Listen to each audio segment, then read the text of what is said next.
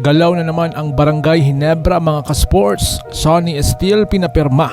Mario Barasi Jr. nirelease pero suwak ba siya sana sa triangle system ni Coach Tim? Mga ka-sports, hindi nagpapahinga ang Ginebra sa pagbuo ng mas malakas na lineup. Mainit na balita ngayon, pinapirma nila si Sonny Esteel habang nirelease naman si Mario Barasi Jr. Pero teka, kung titignan, bagay kaya dapat si Barasi sa triangle system ni Coach Tim Cone? Kung trip mo po ang ganitong content, paiwan ng follow at pa-subscribe na din. Tara, simulan na natin. Mga ka-sports, si Sonny Esteel, isang promising big man, ay opisyal ng pumirma sa Barangay Ginebra. Kilala siya sa kanyang hustle, depensa at kakayahang magbigay ng energy off the bench. Napakalaking bagay ito para sa frontline ng Ginebra, lalo't lalo nang kailangan nila ng dagdag na presensya sa ilalim. Spot para maka-box out din. And Sonny Esteel, Coach Leo, ay isa sa mga players na nakausap ko kanina. Sabi niya natutuwa siya na dati sa tabi-tabi, sa mga kanto-kanto lang daw siya naglalaro ng basketball. Ngayon, kilala na daw kung sino siya. Yan, na maganda dyan. Waiting for the buzzer. The buzzer. He gets it in from the outside. And Sonny Esteel. Nagpapos ni Bautista. Esteel. Esteel on his head in the pool. Sonny on the run. He naglaban din on Mr. Advertiser. Okay, rebound. Offensive rebound. Offensive rebound. Working on the shot block. Sonny Esteel.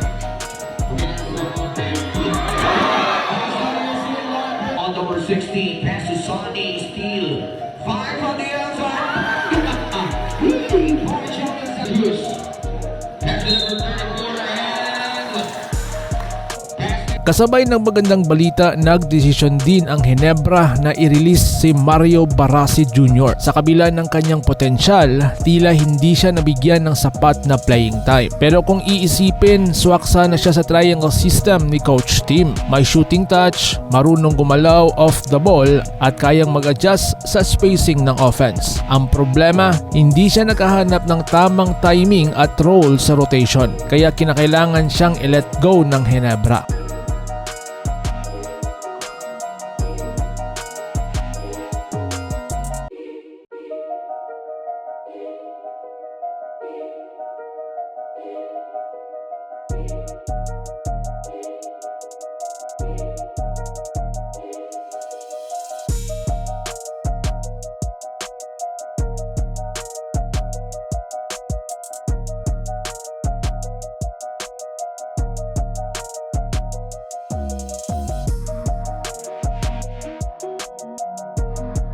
Kung titignan mga ka-sports, win-win situation ito para sa Ginebra. Nadagdagan sila ng isang mas fit na player sa sistema ni Coach Tim Cone sa katauhan ni Sonny Esteel habang binibigyan ng pagkakataon si Barasi na makahanap ng bagong kupunan kung saan mas magagamit ang kanyang skills. Kaya mga ka-sports, ano sa tingin ninyo? Good move ba ang pagpapapirma kay Sonny Esteel at pagre-release kay Mario Barasi Jr.? Swak ba talaga si Barasi sa triangle system kung nabigyan pa ng mas mahabang oras? I-comment nyo mga ka-sports ang inyong reaksyon sa ibaba at huwag kalimutan mag-iwan ng like, subscribe at pa-hit na notification bell para updated po kayo mga ka-sports sa ating mga uploads. So paano? Ingat po kayo. Medyo mahirap yung tira na yun.